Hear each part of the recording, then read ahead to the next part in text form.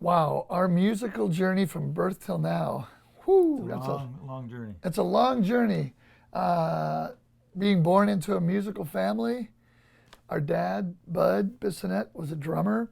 Our mom, Phyllis Bissonette, played jazz vibes in his band. Our Aunt Carol used to play piano in my dad's band. Our sister Kathy, she was always super music oriented too, with guitar and violin, and working down at in the LA promotion area, and Sharia. My wife, yeah, musical. Noah and Mary, Josh, Brandon, we all are a super musical family, right? Yeah. We grew up in Detroit, and in the early 60s, I was really, as a young kid, really into sports, and I kind of didn't like music very much. I wasn't a big music guy. And then Greg, who was already at birth with drumsticks in his hands, just playing, and I was like probably jealous of him and seeing him. I never knew this before. It's all coming out now. Yeah. Sit on the couch. But it was great because my dad and him, Greg was the firstborn, so he my dad, Bud, would just take him to, Buddy Rich things and concerts and stuff and gigs and stuff. And so they had a special bond of drummers. And I guess in a way I might have been a little bit like, okay, well, that's their thing, and I'm going to do sports. And I was really into baseball or football or anything like that. And I didn't really get the music bug until the late 60s when I used to go downstairs in the basement. And we had, Greg's drums were always set up downstairs in the basement. And it would be just banging on the drums all day. And that's all we'd be sitting there hearing, just like, we're, watching TV, and it's just like, and you'd hear every record, he'd have his headphones on, so you just hear the drums. And it was just like white noise, practically, because you were always practicing. But it was that fast. Yeah. My single stroke rolls. He used to come upstairs, and he'd have this thing with this drummer Peter Zolan back then. They'd come up and have the snares while we're eating dinner. They'd come out and do the thing, and they'd smack the sticks off each other, and they'd have the whole thing. You remember that? Yeah, it was just like amazingly, like, it was amazing to see it. But in a way, in my own life, I was kind of trying to find my own way. And I remember started kind of listening to music and different things on a little Cape Heart stereo. Remember that thing? Cape Heart stereo. And so I would go downstairs when nobody was watching with my tennis racket and start jamming to Kansas and Yes and different bands like that. So I started kind of liking music, and then he was always after me to play with him, in bands and stuff, because by then you were probably like 12, 13, something like that. I bet I was 12, and I remember the dinner table conversation. See if you remember this, Matt, but we were sitting around the dinner table, Mom and Dad, Kathy, Matt, and I. We always sat in the same places, and I remember Mom saying to you, now your brother plays drums. Wouldn't it be cool if you played bass? Yeah, I kind of remember that, and I kind of remember not even knowing what a bass is or what anything was. So unknowingly, they kind of had this plan that I was going to be Greg's playmate, and be his bass player, So, I was listening, and I'm playing a tennis racket like this. I'm thinking this is a guitar or whatever's going on. So one day, my mom says, hey, go in the car and grab the groceries out. It's snowing outside and everything. And go up there, put the keys in, open the thing, and there's a bass guitar and a Jordan amplifier sitting there. And I'm kind of going, wow, they really did it, man. They moved on this, and they did it. So I take the guitar, thank you, crying, thank you very much, not knowing that they're pointing me in a direction for the rest of my life. I'm just like, wow, that's really cool, So Greg goes, okay, bring it downstairs, bring the amp downstairs, and let's play. I'm going, okay. So carry the amp downstairs into the basement, plug the bass in, and I realized the first thing as I hit it is, I'm thinking Smoke on the Water, right? Bow, bow, bow, the guitar part. And I hit the bass and I go, boom, boom. I'm going, what is this? And he goes, no, you're not that guy. You're the guy, boom, boom, boom, boom, boom, boom, boom. And I'm going, all right, I guess that's cool. I think that's cool, right? Cool. It's very cool. So we just sat down there, and I remember for 8 hours. Yeah. I'll be this. I'll be Ian Page.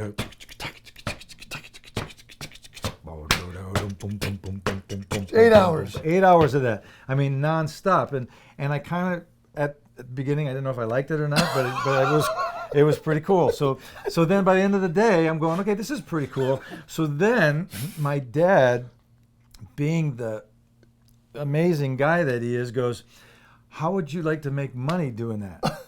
And I'm like, I got a bass probably for a week, right? Right. So I've got this bass. I got my little Epiphone bass or Aria bass with a Jordan amplifier. He goes, because my dad had a wedding band at the time. Norm Gladstone. Norm Gladstone. Upright. Yeah, yeah. And all these guys, and he had his own wedding band, and they were playing all the time. He goes, at this time, Greg was already playing gigs with him, and Greg would get there. My dad would pull up the car, and Greg would take the drums out, and my dad would kind of hang, having a beer while he's packing it up, talking to people, and then Greg would play all the rock tunes, and my dad would play all the swing tunes. So Greg was his secret hidden weapon. So then I started coming in, and he goes, "Why don't you play bass with me on the weekends, and you'll make $50 a night. You make $100 a week, And this was when I was like 12 years old. 12 years old, man. 12 years old. So I didn't even have a clue to what bass was. Let alone Girl from Ipanema. Yeah, right. Or any of that stuff. So he goes, I'll buy you a tux and you'll start next week. So this was like the third week I've ever even had a bass. I go, Dad, I have no idea what I'm doing. What do I do here? He goes, don't worry about it. You just play notes and listen, use your ear, and then when I point to you, get me a beer. Remember that? He said that. Just give me a beer. So I go, okay, I can do that. So I got this tuxedo, which is like down to my ankles, and I'm showing up at this gig, and here's Greg and I playing, each of us making money, Right. So it was already a job by the time, probably 3 weeks in for me. So, I mean, you got into it early, and you were listening to everything and playing jazz and everything by the time I even knew what I was doing. Well, I remember my first moment with the Buddy Blair Quartet. He thought Bissonette was too long to have on a business card, so it was the Buddy Blair Band, or sometimes we'd call it Bloody Bear Band. And Matt later did a Buddy Blair CD that we'll talk about in a minute. But my first gig was when our mom and dad never took vacations and went away and left us with the grandparents, but one time they did, and they went to Spain. And I remember dinner table conversation again. So, next week we're going to Spain, your mom and I, and we'll be there for a week. And Uncle Bob and Aunt Carol are going to come over and babysit. But I got a gig, and Greg, your Uncle Chuck's going to drive you to the gig. And I said, I'm playing the whole gig? And I was about 12 or 13. And he said, yeah, your Uncle Chuck will drive you. And you set up the drums, and then he'll drive you home. Yeah. And I just remember the whole gig, I'm there and I don't know really what to do. And I'm ready to play Joy to the World by Three Dog Night because we were really cut out for the Joy to the World song. We had accordion, upright bass, Norm Gladstone, and tenor saxophone. Yeah, good. No vocals, but we're going to play Joy to the World. Jerem, play the beat. Right before we started Joy to the World, this lady walks up because it was at an Elks Club and the Haggerty's family, somebody was, a retirement party or something. And this lady runs up, she goes, wait a minute. You gotta play Happy Birthday for my Uncle Harry. It's his 90th birthday. So Ernie Matchett, the tenor player, turns around like I know what I'm doing. And he goes, okay, happy birthday in 3. What? I said, in 3? What? Yeah. Joy to the World isn't in 3. And 1, 2, happy birthday. It was my first introduction to polyrhythms at a young age. But those gigs, man, cannolis at Roma Hall, spaghetti, they'd bring it all out. And yeah, I just remember, you talk about the long journey from, where we are now in our lives and where we did. I think for me, the greatest teacher and the greatest thing that our parents did was they taught us experience from the beginning. And, at 56 years old, and people would say, well, did you study with some great, I can honestly say the teacher of all is just failed gigs and great gigs and bad gigs, but tons of gigs. Of gigs. And listening and playing and stuff like that. And playing together. Playing together. There's a lot of kids these days, I hate to sound like that guy, but I know I go around the world and I get to do clinics for Dixon and Sabian and travel the world and do these clinics, D.W. Peddle's LP. Here you're going to go to China, you're going to go to Germany, you're going to go to Australia. And I talk to 12-year-olds and 15-year-olds and they never play with a bass player. Yeah. They copy things on YouTube and they post things and it gets lots of views, but they don't have what we have. We grew up playing. There were no DJs. So when we were up till we were like 22, 23, every time you walked into a hotel lobby, every time there was a wedding or a party of any kind, a high school dance, a middle school dance, there was a band. Yeah. I remember there was this place, Roma Hall in Detroit, where they'd have like 10 different halls, and each band back then had a separate band in each hall, Right. and filled with smoke, filled with fights and crazy stuff. And when we had our band together, there would always be a fight. There'd be a fist fight with the bride and groom. I remember the last gig I ever did with my dad. We had a thing over the years. Whenever there'd be a fist fight, he'd have his Cadillac where we'd drive together, and whenever we saw it starting to happen, like they'd start drinking. Hatfields and McCoys. And it all happened almost every night, which was kind of crazy. But we had this routine that, because I was younger and I could move pretty fast, he'd go, when it started happening, and he made sure my dad got paid, we all got paid, we started hitting, he'd go, hi-hat, I'd take the hi-hat, snare drum, and I'd put it in the car, and the car's running, and I'm bolting. And I remember the last gig I ever did with my dad, I remember it like it was yesterday. It was a KFC hall, and we're looking at the back of the building, and the door's open, and it's starting to happen, and they're starting to fight. I mean, remember a couple of gigs, there was like a bride and groom fist fighting on the dance floor, right? It was just nasty. It happened all the time. But this last gig, it started hi-hat, snare, and I just kept moving back, and I go, are we good? And I remember my dad going, we're good. And he's walking towards me, he goes, we're good. And I looked over his shoulder, and there was a guy on a chandelier, bam, bam, bam. And there's drinks flying all over the place, screaming and hollering. And I'll never forget the picture of Dad walking out going, we're good, we're good. We're good. I was like, We're good. So all that stuff, and all those experiences we had our own band, Grand Circus Park, that we learned how to put together a band, find players, manage it, the money, the whole thing. Yeah. And Today's People, remember? Today's People was our first band. Carl Muntine, my girlfriend, who was the guitar player, Leanne Harold. Carl Muntine, Leanne Harold, Bert Snover, Jeff Trax playing trumpet, and you and I, and we were Today's People because Carl Muntine's mom thought that was a cool name. Maybe Up With People, or maybe, something to do with today and now. So we had business cards. And we weren't too crazy about the name, but she had already made the card. Today People. So we didn't have the guts to say that that's not coming. So we were Today's People. We were Today's People, and we're yesterday's news. Yeah. So then from that band, we got into high school. That was middle school. Yeah. And we got into high school. We met this great guitar player named Brian Biggs. And this guy could play guitar. Like he knew the Terry Kath songs. He could play like Robin Trower stuff. He could play Beatles stuff. And I remember once in the basement, he came over because he had just heard I Dig a Pony by the Beatles. Yeah. And he's singing this, and I'm going, that's not all in 4. What is that? And I had such a hard time trying to figure out what Ringo was doing, because he's not counting. Ringo's not thinking about, well, this is a bar of 7/8 and 3 bars of 2 and a bar of 3/8. He's just playing and he's following the lyrics. Yeah. Well, there were no lyrics, and Brian's up there teaching us a song in our basement. But then we fell in love with Chicago. It all started with the Beatles. Here's a good story real quick. Our dad knew we loved the Beatles. My brother and sister and I, Mom and Dad, we all loved the Beatles. And it's 1966. The Beatles are on their second tour. And Olympia Hockey Arena is where the Red Wings would play. And our dad is playing at the Ambassador Hotel, downtown Detroit, and he comes out of his break from the wedding band, and the lobby is festooned with screaming girls. And he says to the food and beverage manager, what is going on here? Oh, Bud, the Beatles are staying upstairs, and all these girls, the Beatles are staying upstairs. My kids love the Beatles. My wife and I love the Beatles. Any chance of getting me close to 6 tickets? And the guy's like, Bud, it's the Beatles. It's been sold out for 6 months. No way, but you're a good guy. Come back at 1 a.m. when the gig's over. I'll see what I can do. He walks in the bar. Bud, I got good news and bad news. I got 6 tickets. It's going to be $36 total, $6 a ticket. Yeah.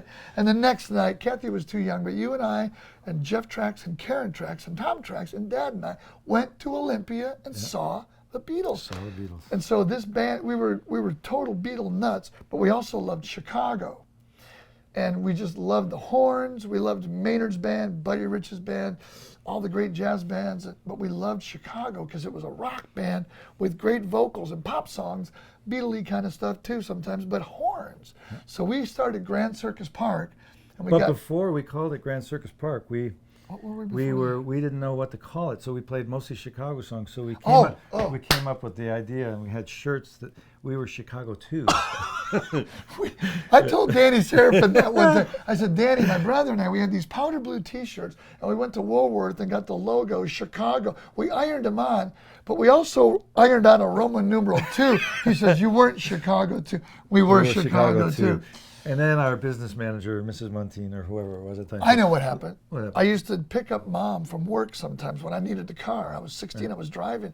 And there was this band that would play at our high school dances at Mott called Eastwood Park. And I thought, park, that's kind of cool, like Saturday in the park. Yeah. So there was a park in downtown Detroit, like our MacArthur Park here in LA, called Grand Circus Park. And I ran it by you guys, and you go, it worked. That's a cool name. Yeah, yeah. So that was then Brian Biggs on guitar, Sante Bologna on keyboards, Matt on bass, Rick Kostruba trumpet, Bert Snover trombone, Eric Cott on sax, and I got to play drums. And what a band. We would play at our high school dances. We even played homecoming dance where our girlfriends, we all had girlfriends, we'd dress up in the tuxes, get the corsages, they'd be in their long dresses, but they unfortunately would have to sit at the soundboard. We had our own PA with big knobs of how to turn everybody up, and each girlfriend would sit in front of their boyfriend's mic and turn up the mics. I think Matt's vocals need to be a little louder. Yep. No, Greg's vocals need to be louder. Yeah.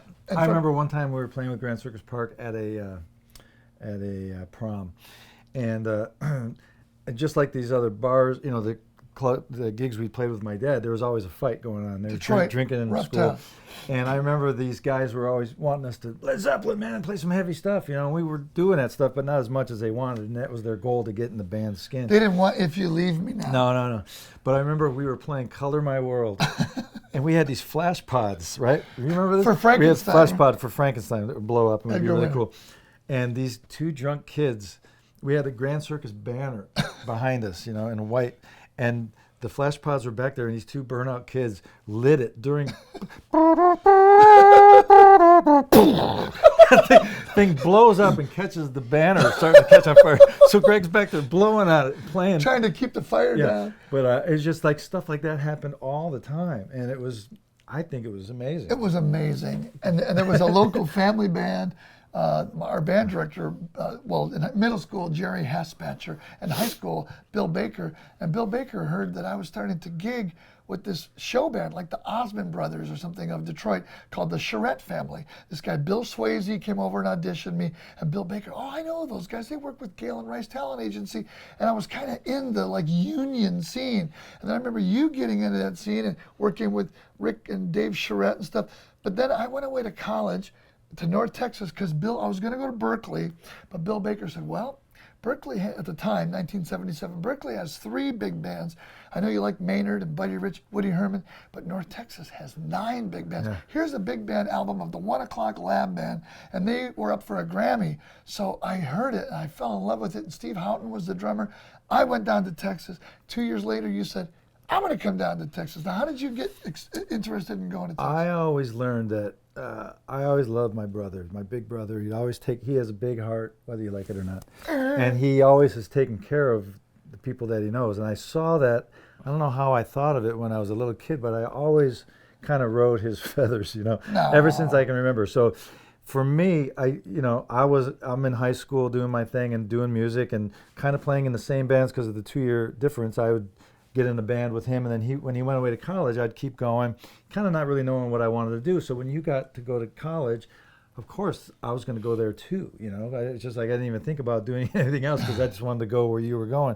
So I remember when you took off, I was playing in the different bands in Detroit and stuff, and then you were into Rush a lot. You and Culling, right? Yeah, we had a band called Blue Wind with a guy named Dwayne Harlick and Scott Culling, and we played Battle of the Bands, and I was more into rock stuff like that. And then when, Weather Report came out, I mean, we were very fortunate because we lived in a time where on the radio there's Weather Report, Teen Town on the station on WJZZ. Dick Purton, all these bands in Kansas and Rush and all these bands happening at the same time.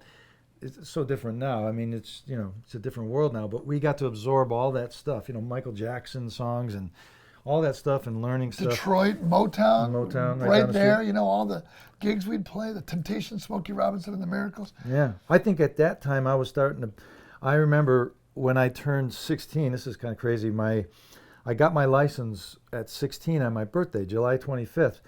And I got called the day I got my license to go to drive to Chicago by myself and to pick up the Kingston Trio from the airport in Chicago with my dad's Cadillac, right? So I got my license like the night before, and my mom and dad said, okay, see you later, go drive to Chicago. 6 hours drive. 6 hours. I'm thinking like with my son, I, hamstrung him to the, so he wouldn't drive more than 3 minutes from the house. So here I am driving my dad's Cadillac to Chicago, 6 hour drive, and I pick up the Kingston Trio. The guy says, I'll give you $100 if you pick up the band. I don't know if I should say this on camera, but he says, pick up the band and you'll learn the songs when you get there. We're picking up the Kingston Trio. I'm listening to the older songs, guys standing on the corner, watching all the girls go by. These guys, they're going to be old guys. I'll pick them up and do the gig. And I pick them up at the airport. Hey, what's going on, man? They get in the back seat and they are smoking dope like crazy in the back seat of the car. I'm looking back going, what's that smell? What is that? They were just getting hammered. And we go to rehearse and they pass out. They're sitting there on the couch and I'm going, guys, I don't know these songs. Can we rehearse?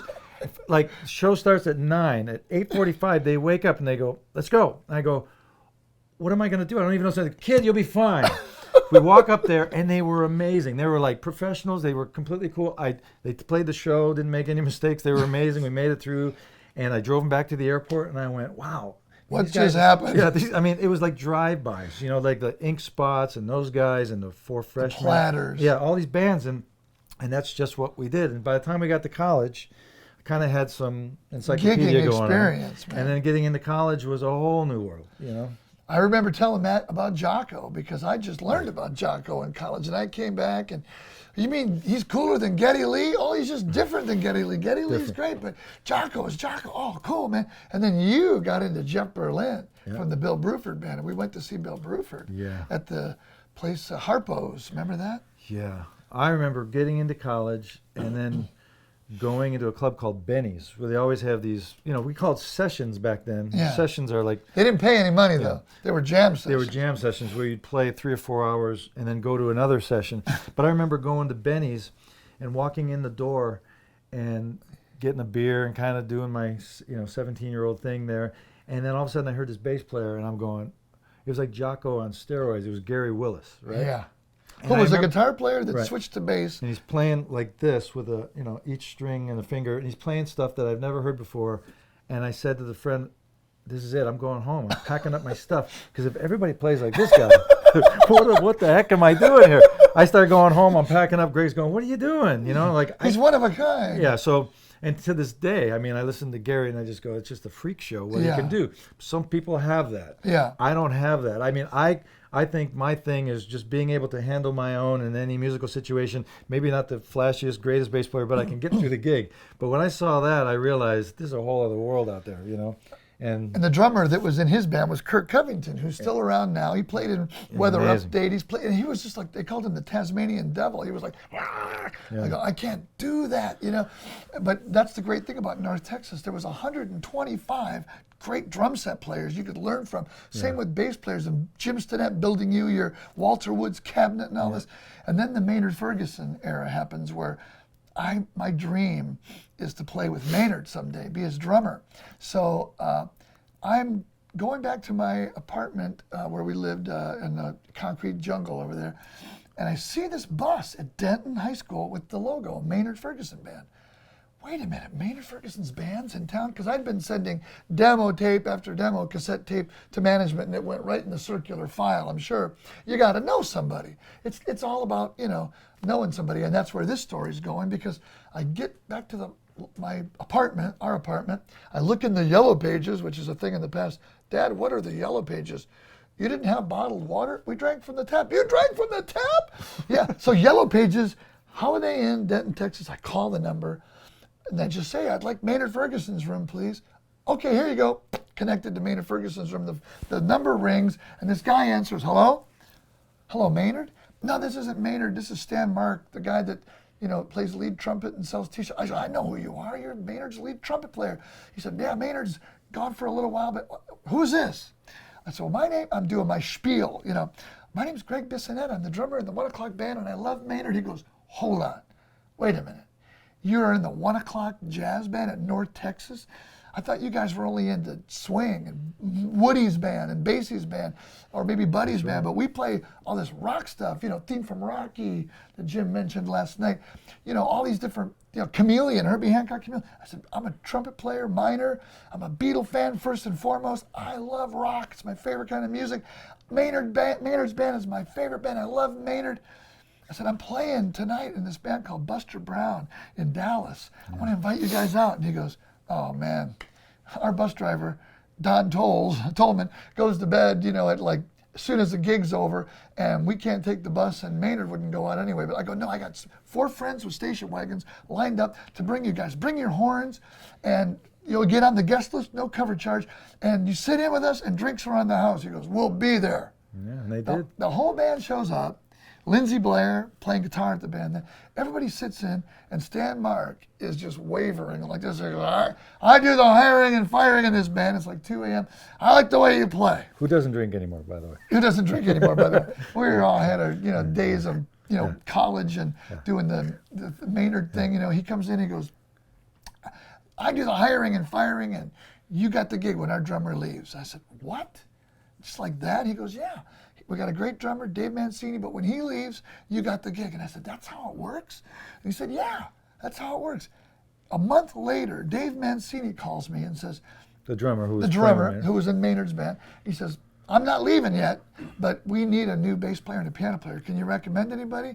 And I say, as usual, riding the feathers of the no, wingman. You weren't right. He sets me up, and I send an audition tape and get the gig, and my friend Ron Pedley sends in a tape, and we both get in the gig. We both get the gig, and just like that, because of knowing him and him doing the legwork, which is something that he's amazing at. So I got the gig, and then Dave was in the band for a year, and then a year later, Greg joined the band. Welcome to the band, buddy. He called me on my phone in Granada Hills. You're on the band. Yeah. But he would always do stuff like that. He would always lay the groundwork. I remember one time we auditioned for Chuck Mangione. Oh my gosh. We had this funky little house in Dallas at the time, and Chuck Mangione flew in to audition him and I, and I don't know how you got that happening, but anyway. Steve Gadd was on the tour, right, and I just wanted to meet Steve Gadd. So Chris Vidala was the sax player, and he knew Tom Plager, who made those saxophone sound mirrors that the sound would bounce back. So Tom Plager in Detroit recommends me to Chris Vidala, and Chris Vidala says, well, you can go to see them outside in Dallas. They're playing a state fair, and Steve Gadd's playing drums. I said, you mean I could get to meet Steve Gadd? He goes, well, maybe. I show up, I'm going to audition at the sound check, and Steve Gadd, I'm looking at his drums, and it's exactly what I'd seen on album covers. And Steve Gadd was so cool. He goes, really laid back, he goes, it's about 104 and super humid. We're not going to do a sound check, but come on, I'll get you a pass, and you can hang out. And I'm sitting right behind him. His warm-up was this. I'll never forget that. And I get to watch him play. And he goes, Chuck's going to give you a call. Steve Gadd's saying this. So a month later, Chuck calls and says, got a bass player, got a guitar player? Can we run some songs? And so Matt played, and we flew in from Detroit. Richie Flores. Richie Flores. He comes in kind of like a Grant Geisman type guy, sound and everything. And so we play these songs, and all I can remember was that I was so nervous I had the fridge stocked because I didn't know what he'd want. But we thought the ceiling deal that we would get the gig is that we'd impress him. We bought him a bucket of Kentucky Fried Chicken. So, and he's trying to play trumpet, and his hands are slipping all over the place. And it was just like, we got Chuck Mangione and we got Kentucky Fried Chicken. It doesn't get any better than that. So we never got the gig among many gigs that we didn't get. But I just. Did you know what happened with me though? What happened? I don't think you knew this. About a week after that, he calls and says, you know what? I want to audition you further. I'm going to fly you to New York City. Oh, fine. He flies me, I don't know why. I think the bass player stayed or whatever, but he flies me to New York City. There's a studio called Right Track. I think it's still there, right on Times Square. So this van picks me up, like a shuttle, picks me up. I get to Dallas DFW Airport. There's a ticket waiting for me in a FedEx. I fly to Manhattan. Another thing picks me up, and SIR or whoever the cartage company brings a drum set to this studio, and I'm in the studio, and Chuck Mangione's there with the hat, the whole bit, he goes, okay, I want you to play this song, listen to it once and then play it. And I said, okay, and he goes, now I'm going to take the drums out. I took the drums out, there's no click. And he wants me to groove when there's like a lot of whole notes going on. And I'm going, oh, this is weird. I'm trying to play Steve Gadd. boom. And my time is probably wavering. It's a bunch of pads. And then he calls me in the control room. He goes, yeah, that was cool, man. But he goes, I think I'm going to go another direction. Yeah. And I flew home with my tail between my legs. But I got to go to Manhattan for the first time, stay in this cool hotel, and play at Right Track Studios. But that's what the whole thing is. It's like experience. When I was in Texas, I got called to audition for the Jazz Crusaders and Joe yeah. Sample. So they fly me out from Dallas, and I get there. And Marcus Miller had just produced the Jazz Crusaders record, and it's amazing. And Marcus is playing all this amazing bass stuff, and I learned the whole thing. I'm trying to learn it on the plane, and I get on a plane. I lose my wallet. I don't have any money. And then there's a guitar player named Josh Leo. Josh Leo, if you're out there, I'm still looking for you to give you your money back. He gives me $100 bill and says, wow, you shouldn't be out in California without any money. Wow. And I remember I took a cab to their studio on Sunset. And I'm thinking the band's going to be there. It's just a small room with a piano and Joe Sample, right? And Joe Sample is notorious for being pretty tough on bass players. So I get there, and I'm trying to do whatever I can to be cool. And I just go, hey, man, I love your CD. Marcus is one of my favorite bass players, man, and it's just a great thing. He goes, really, you like that album? Because I don't know if I like it. I don't know if I like that. It's too much stuff going on. I'm like, okay. So he goes, let's play Me and You. Ready, go. Bam. And I'm playing, and I'm like looking at my feet because I'm going, what am I doing here? And he goes, stop. What are you doing, man? What are you doing? And I'm like, fresh out of college. And so we jammed for a couple times, and I knew I was in the wrong place at the wrong time. And he kind of telling me how it was and everything. And I got back on that plane with my tail between my legs. But how many times have we done that? 7. Yes. I remember coming to LA then, Matt's on the road already, and I'm going to move to LA because our band Buster Brown opens up for, I think it was Lee Ritenour, and Alex Acuna is the drummer, and he comes to our gig and he goes, hey, I like your band. I go, man, I'm really in a rut playing wise. I need to grow and step out and learn some new stuff. And he says, you should move to LA. This is a great band, but you should quit this band and move to LA. I said, well, that's where I always wanted to go. I'd love to be a recording session touring musician someday. He goes, you should move to LA 3 nights a week, Sunday, Monday, Tuesday. You should listen to my favorite drummer at a club called the Flying Jib. And I said, who's your favorite drummer? He goes, this new guy named Vinny Colaiuta. I said, the guy that played with Zappa? He goes, yeah. And he's on the new Gino Vanelli Nightwalker album? Yeah. I said, what's he your favorite at? Bebop, funk, rock, double bass, soloing, Latin? He goes, everything. And for Alex Acuna to say everything, I quit the band the next day, packed up my LTD yellow station wagon with my drums, because the Starsky and Hutch 72 Gran Torino is how I got there with my drums. Sold that down there. It was a rust bucket by that time. Take my LTD station wagon, move out here. I'm in LA. And I just figured, I'm going to go to where all the auditions happen, which is SIR, the old one on Sunset. And I go to SIR, and I see this little happening thing where there's a few drummers, and I go, Stevie Wonder's in there. He must be auditioning drummers. So just being the enterprising networking guy, I go to the record store. I should have known. I look in the record store, Warehouse Records. Who's his label? Oh, Motown. I call Motown Records. Like a 22-year-old knucklehead, I go, hi, I'm just calling to find out who Stevie Wonder's management is. Oh, well, here's the number, 213, blah, blah, blah, blah. Yeah. I call Stevie Wonder's management, and the only drummer I could think of to mention who I'd met at a music store that week was Carmine Appice. Now, Carmine Appice and Stevie Wonder, they don't have a lot in common, but I just throw out that name. I say, hi, I'm Greg Bissonette. And I'm Carmine Appice told me that Stevie Wonder's auditioning drummers, and I should go, okay, 3 o'clock tomorrow. Wait a minute. I get to audition with Stevie Wonder at 3 o'clock tomorrow. I show up at SIR, and there's a longer line of drummers, but no Stevie Wonder.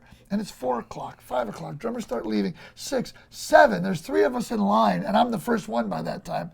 And so there's a Yamaha Electric Grand and a Mini Moog and a drum set. And I had just written out every file card I could of all the songs I could think of, and Do I Do was the hit at the time, 1982. And he goes, okay, drummer, what do you want to play? How about Do I Do, Stevie? Great, you start. And I start playing the groove, and he starts playing. I'm crying. I'm playing with Stevie Wonder. What do you want to play next? I said, for Buster Brown, we did Master Blaster. Master Blaster. He goes, okay, you start. And the he's playing, he's singing. Then he goes, okay, we played a couple songs you want to play now. I want to play something I want to play. Do you know my song Contusion? Oh, I've heard of it, but it's really hard. He goes, well, there's sections that are in 5, sections that are in 7, but here's the clincher. He says, just watch my head. I folded. And then he goes, lead me back to the drums. And I go and I grab his hand. I'm holding Stevie Wonder's hand. I'm bringing him back. He sits down on the drums. He feels where the hi-hat is, where the cymbals are. Picks up the sticks, not like this or this or this. He holds them like this. I go, what recognizable PAS grip is that? You know, it's none. There's no grip for that. And he just starts playing the funkiest groove. His right hand, which I can't do, even with French timpani, German grip, molar, forget it. How's he doing that? And then he goes into this beat that he'd already programmed for Love Light's Flight with the bass drum. And he's going bum, bum, bum, bum.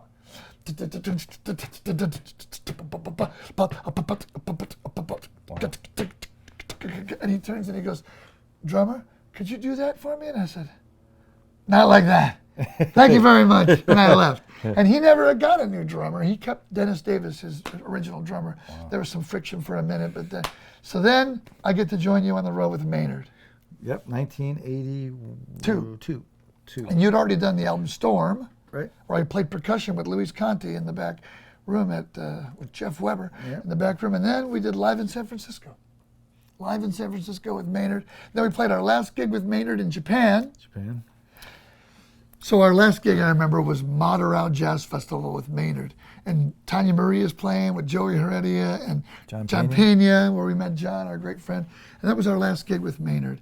And we always told Maynard we wanted to have our own rock band and move to LA, which we later did start, the Mustard Seeds. But something happened where I ended up getting an amazing gig with the David Lee Roth Band, Steve Vai and Billy Sheehan. We did Eat 'em and Smile, we did Skyscraper, and then Billy Sheehan left and you got the gig playing bass. We did the Skyscraper tour. We did A Little Ain't Enough. We had a blast. And then we started working with Joe Satriani, the album The Extremist, and then Time Machine, and you did several other albums with Joe. Then we wanted to start our own band that we talked about with Maynard, our own rock band, the Mustard Seeds. And this is where he's talking about me helping him with the networking thing. My brother, and I always say this, but he's not only my favorite bass player, but my favorite songwriter and singer and producer and arranger. He's got perfect pitch, and he would drive from Orange County to Woodland Hills. And while he's driving in the car, he's writing a song. Like God just gives him this song, And he gets to the rehearsal. Doug Bossy on guitar, George Bernhardt on guitar, myself and Matt. He starts teaching us all the chords, the beats, the words, the harmonies, and then the song's done. It was a really super fun band. I ended up leaving, and Jorge Palacios played drums. After that, we were in Jeff Lynne and ELO together. We get the gig with Ringo, and Ringo and the Roundheads, and we play on all these TV shows. It's a promo band for when Ringo would do albums, and he'd play drums, and he'd hire us to be in Ringo and the Roundheads, and we did a PBS special for Soundstage, which was so great. You can go on YouTube, Ringo Soundstage, and hear this whole set we did with the Roundheads. But then you start playing with Elton John. I start playing Ringo's All-Star Band, and we do albums where Matt would just do the same thing he did with the Mustard Seeds. He'd write the songs completely. What kind of beats do you want to do? How about these? That was my first solo album. My second one, which is just self-titled. Third solo album, Submarine, where he's writing everything, playing bass, playing trombone, I'm playing trumpet, singing, backgrounds, letting me sing lead, hiring all these great guitar players on Submarine, and then Warning Will Robinson. It's kind of like the Mustard Seeds, but with me getting to sing, because you produced it, you are the record label, and you've been with Elton ever since, and I throw the ball to you. You throw the ball to me. Yeah, I mean, it's crazy when you look at it like that in a short 3-minute thing. You just kind of realize those are long periods of time of doing things in your life. And it just looks so funny to talk about it like this, and it's all you're doing. I remember the Mustard Seeds, we had the band for like 10, 12 years of just struggling, trying to write songs that, we were just leaving Joe's band, and the bands that were out were real heavy. We wanted to be like King's X. Right. And right around that time, as soon as we started getting our band together, Nirvana hits. Right. And the whole musicscape changes. Everything changes. Everything's Seattle with Yeah. plaids and Doc Martens. And I remember you were so cool. You bought plaid shirts for everybody. You went out and bought lumberjack uniforms, and he's going, "That's what we got to do, man. We got to do it." And I'm going, "What?" LA scene is dead. We need Seattle. Yeah. Sorry. So from becoming being proud that we're from LA, that we're this LA band, now we're hiding, trying to be we've been to Seattle before. Drink Seattle coffee, So it was tough, but that was the best thing. One of the best things in my life was having our own band where we could just write stuff. And he's always been the beast, for playing drums. It's kind of like the Mustard Seeds really was about just songs, but having Greg going crazy. We'd play in clubs and stuff, and we would just get into drum jams, and he would just go off, and it would take 10 minutes, and we'd go, okay, we didn't have that many songs anyway, so he was just going off doing his thing. So I've always loved writing songs with drum figures and stuff, and just playing stuff where you could go crazy. And thank God for clicks, so I could, when he starts going into the atmosphere, I don't even know where he is, the clicks keep me together and stuff. But it's really fun to play. So when we did Warning Will Robinson, we'd done a couple other solo records, and it was always kind of stressful because there was always a budget. We always had a record label that we had to hone it in and this amount of money and stuff. And we were hiring all these guitar players. We'd have Joe Satriani, Steve Vai, Lukather, Landau, Steve Stevens, Landau, Andy Michael Summers, Thompson, all these Tim guys. Pierce. Yeah, all these guys would come in. King's X. Yeah, Ty Tabor. Sorry. Ty Tabor. Ty. Sorry, Ty And, Tabor. all these great guys. Our favorite players. And it was a dream because we could fly all these guys in, but it was also tons of money and it was stressful. So we were kind of rattling each other's cages because Greg, I remember the thing that we almost got in a fight about. Greg was going, okay, so here Steve's going to do his guitar solo. So can you go in there and make sure it's cool? And I'm going, because Greg's going, you're the producer. And I'm going, okay, so I'm going to go tell Steve Vai anything, or I'm going to look over Joe Satriani. Hey, can you play the, Robin Ford. So I remember we kind of got into that. Frank Gambale. Yeah. So this is really hard to do it with all this stuff, but it was still really fun. Richie Kotzen. Gary Hoey. We had a lot of players, and he was on the hot seat. I was on the hot seat, but it was great because everybody brought their own thing in. So we decided to do this last record. Steve Stevens. Steve Stevens. I said him. Okay. See, we're fighting. We're fighting already. See, we're already getting done. So so years later, I remember we had almost a fight on the pool table of the studio. We're going, we're never going to do this again, brother stuff. And then, what was it, 5 years ago, whatever, I said, if we can do a CD without a record company, and I just got the gig with Elton, so I was making a little bit of money. I said, I can just pay to have our buddies play, and it won't be so crazy. We'll just do it in my studio at the house, and you just come over and play and sing. He couldn't have made it easier for me. And so he would just come over and he'd go, what are we doing today? So we'd do he'd tell me the beat to play. He'd tell me the form. Yeah, he'd tell me what to sing. Come on, but as usual, you'd say something and it would be 10 times better when a drummer comes in and does it. So we get through things and he sings the stuff and we got a great mixing guys doing it, and it's so painless. So much fun. And I really think it came out great. We can sing our own songs. Warning, Will Robinson, look what you've done. So he's a singer now, so he's Phil Collins status. Dave Grohl, Phil Collins, Don Henley. I can't sing like any of them. Like the Night Ranger guy when you play and just sing. Sister Christian. So, so that was a great experience. Kelly Keegan, yeah, that's right. Jim Uting, Miguel Monroy, Adam Alisi. So now here we are in 2017. We just had the most fun. This is what we do when we do recording sessions together, because by the grace of God, people call us a lot as a team. Hey, I want you and your brother to play on our album. We have a budget. We have 12 songs. Most people, when they're getting sounds, boom, boom, boom, boom, boom, boom, boom, boom, kick for a half hour, snare, rack tom, floor tom, let me hear the hi-hat, let me hear. We just start playing songs, beats, and he jumps in. Bass lines, and I jump in, and we go for 20 minutes and go, okay, we got sounds. So we kind of did that just now. We wrote down about a dozen feels, and we just played and improvised and playing with a bass player. Greg just literally got here, and I said, "What are we gonna do for this thing?" He goes, "Well, don't worry about it. We'll just jam." Right? And I'm doing my gig now where I'm playing certain songs every night, so I haven't really been practicing. And this guy's he's always playing. So he writes this list of all these songs and feels, not songs. Feels, and it's kind of feels like this kind of thing. So when we're recording, I'm kind of going, man, I have no idea what I'm doing here. So that's really kind of first take stuff. But that's the thing that, thank God for all those years of the things we've been talking about, because I don't know how two people just get together and do it. They don't anymore is the problem. 12-year-olds, 14-year-olds. Do you ever play with a bass player? No. You ever just jam with a guitar player? Yeah, we did a clinic the other day, Oh. and these kids were watching. They're looking like they're completely bored. They're looking at us like this, and we're talking about stuff and trying to lure them into, do you feel what's going on? And they go, well, who can play? Who wants to come up and play? A kid comes up there, and I'm playing with him, and it's as if I'm not even in the room. He's like playing a completely different song. So Greg's going, this clinic's about vocabulary. Just slow down. Play soft, listen to what's going on. It's kind of a lost art, and we hate to sound like the parents that say Elvis is bad and all that stuff, but it's kind of a lost art, man. It's kind of weird to see guys just blowing each other off playing and not listening, And hopefully, things, there are a lot of bands out there, and hopefully things will come back around, but I really hope that anybody watching this, you don't have to have a whole band tomorrow. You just have to have a bass player. And you just have to, for me, it's my favorite bass player and my brother.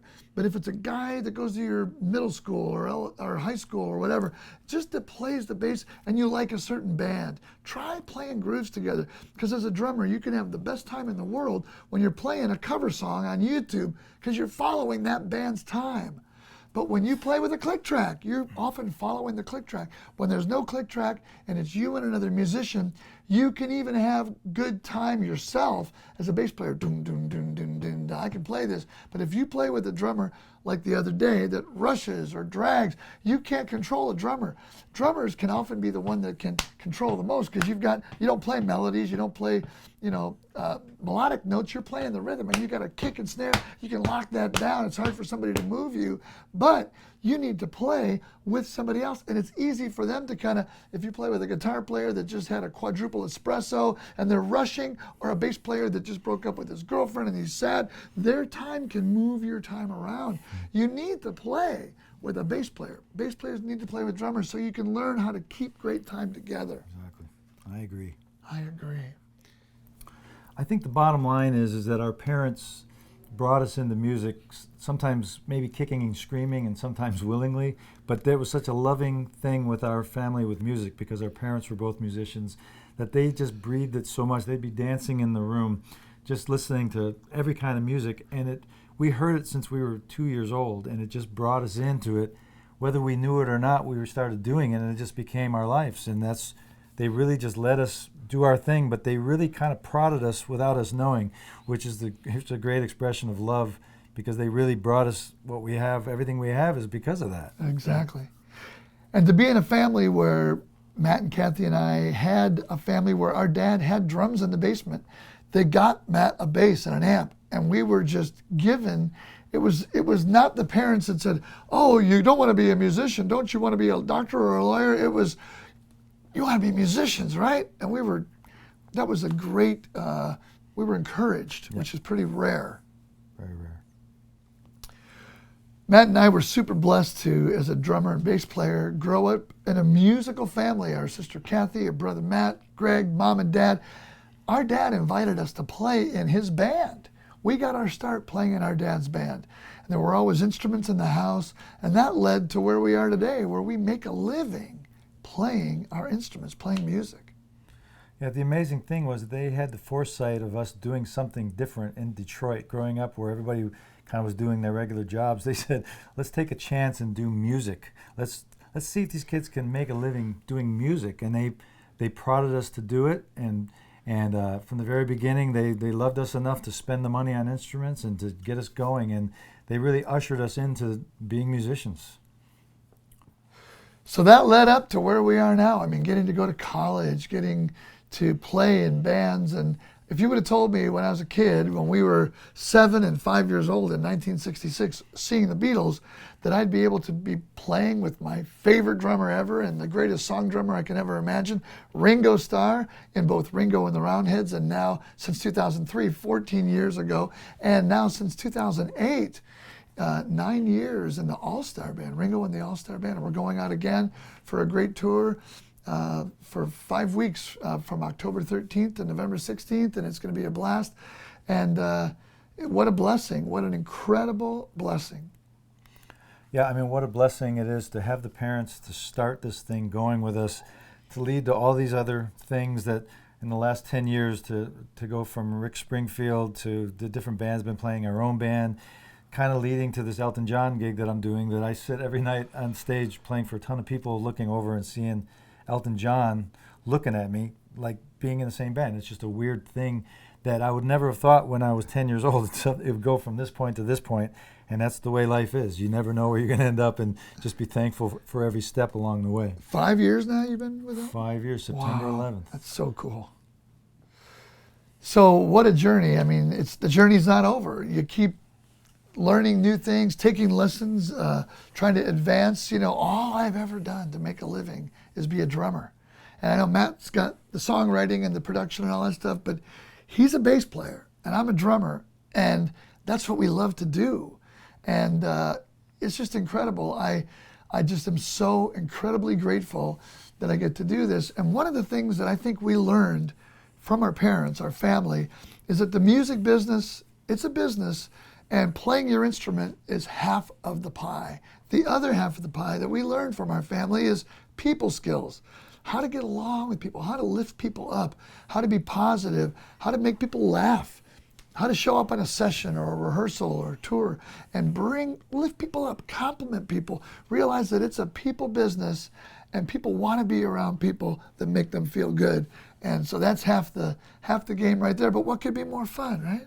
Yeah, I've had the blessing to watch this guy my whole life walk into a session like he does so much and just take a depressing mood and lift it up. I mean, whether you know it or not, I'm sure you do, but that's what makes us be able to work, and that's what's gotten us this far. It's like you said, half the pie is playing, and half of it is people skills and getting along with people. There's so many people not working right now because they just don't know how to shake somebody's hand or look them in the eye and stuff like that. But I mean, I've been blessed to watch you do that over all these years, and I have total faith that we'll be doing it for a long time, because there's nothing I like doing more than playing with friends. But having a friend, my best friend, who's my brother, it's get weepy. But it's just a blessing to be able to show up in a studio anywhere and see you there. Same and know here. that for the next 4 or 5 hours we can just goof off, and even though it's business, it's still a lot of fun, and you get to bring joy to other people. So there's nothing more important than that to me. And that we're all out here in LA. You know, we grew up in Detroit. We moved out here.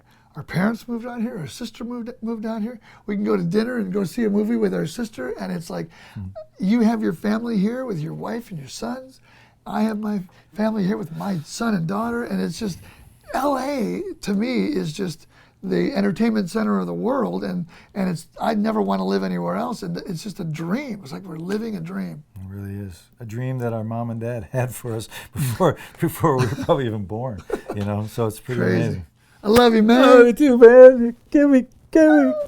So Matt talked earlier about our dad, you know, with the Cadillac and the drums, and me helping load up the drums. When there was a VW bus after the Cadillac, and I would always be into, like, you know, shining up the drums, getting Windex on the drums and the cymbals, getting them all looking good, putting them in the cases, putting them in there, and seeing our dad drive off. Well, who would have known that in 1989, our parents, you know, would retire and move, you know, like, Chad, move away from there. They said California is the place you ought to be. So they loaded up the truck and they moved to Beverly, and here we are out in LA.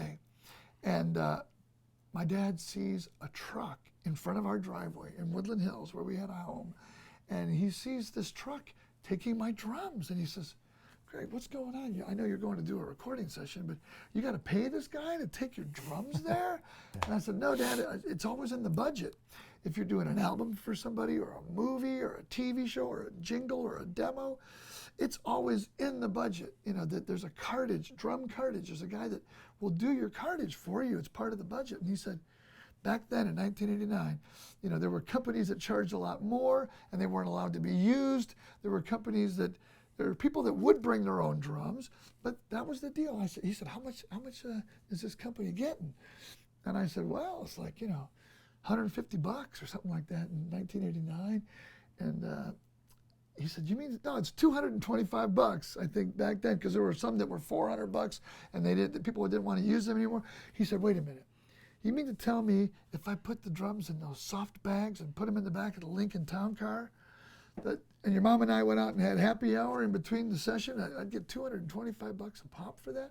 I said, yeah, and sometimes there's 2 sessions in a day. You take them to Capitol Records, and then you go to A&M, and he goes, fire these guys. I'm starting Bud's Cartage service.